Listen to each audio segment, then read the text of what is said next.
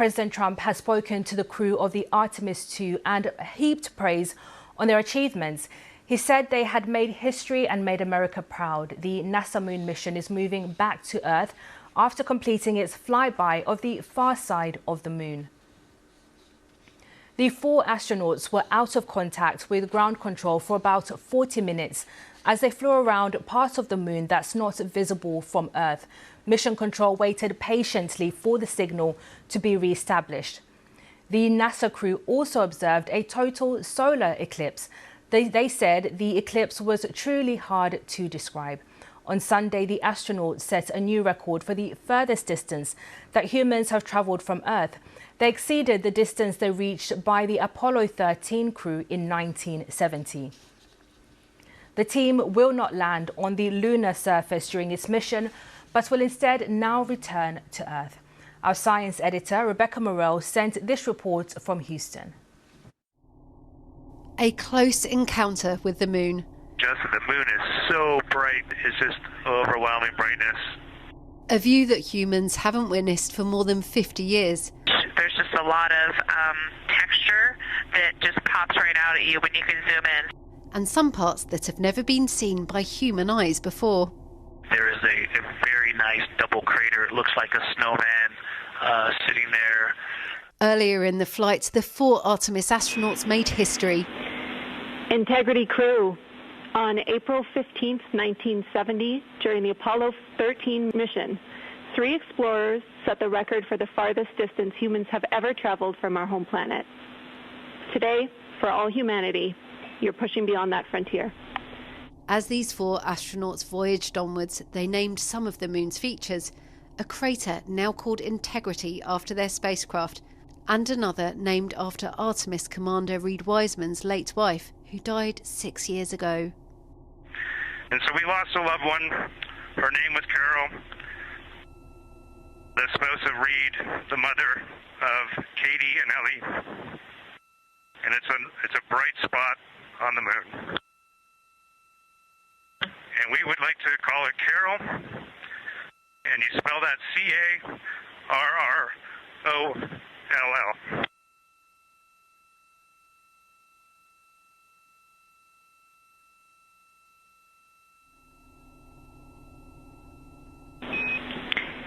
Integrity and Carol Crater. Loud and clear. Thank you. After breaking the record, the crew just kept on going, surpassing it by more than 4,000 miles, with their lights dimmed in the capsule to take the best pictures, a treasure trove that's eagerly awaited by the team at the Johnson Space Center in Houston. Science is playing a big part in this mission. There's even a special desk for it. The science officer sits right at the front, just over there. But the hard work is really just beginning, because the thousands of images and descriptions the astronauts have made will be pored over for many months to come. While they made the flyby, a communications blackout. Houston copies. We'll see you on the other side. We will see you on the other side. As the signal from the spacecraft was blocked by the moon itself.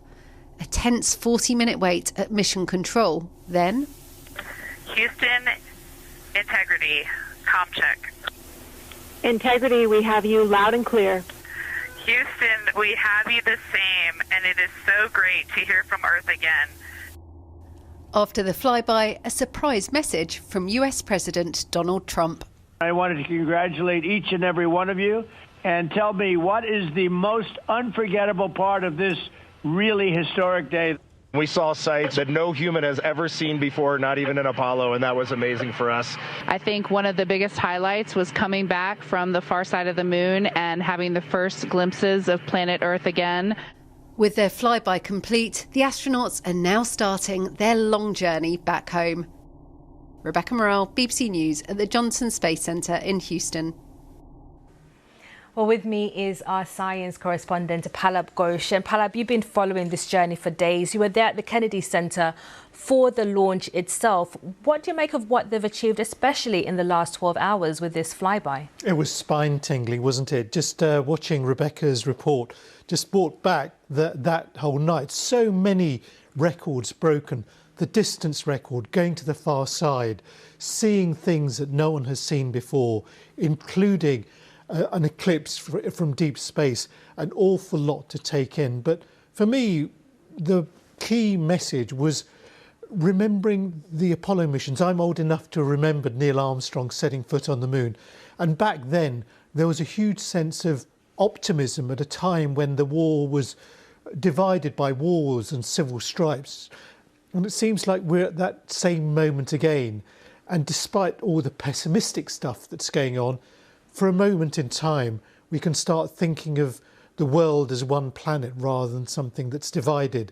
And the inspirational human messages from the crew, they were all very uplifting, naming the crater after not just their space capsule, but the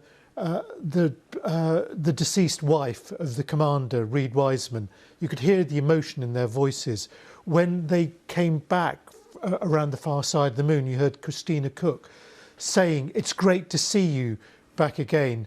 And this is the thing that's different about this mission rather than so many robotic missions. You've got 4 astronauts being the eyes and ears of all of us, and we're experiencing what they experience. That's not the same when you just send a robot up there. And we have other moon missions to look forward to, hopefully. NASA going back with another crewed mission and then hopefully to actually land on the moon again. But they're also going to face challenges from countries like China as well. Well, China, having the capability of going to the moon, just kind of kick-started a new space race. There have been decades that America has chosen not to go to the moon because there seemed to be no reason for it. It was only when China entered the race that President Trump, during his first term, commissioned the Artemis program. And of course, what we had last night, thrilling as it was a test flight in order to get America to land on the moon again. And so far, this mission has gone flawlessly. I have to say, I was sceptical as to whether they could get to that target of landing on the moon by 2028. I have to say, it's still ambitious. I'm still not sure whether they can make it in that time. But because of the way this mission has gone, I'm more optimistic they can hit that target than I was last night. And now it's a crucial part of making sure that they return home safely. Of course, that is the most crucial part, because it's not just about sending astronauts back to the moon, it's about bringing them back safely.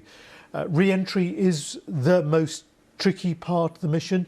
There were issues with the heat shield on the first Artemis mission, so we have to wait and see, keep our fingers crossed that the crew in a few days' time re-enter the Earth's atmosphere, and that will be a truly flawless mission.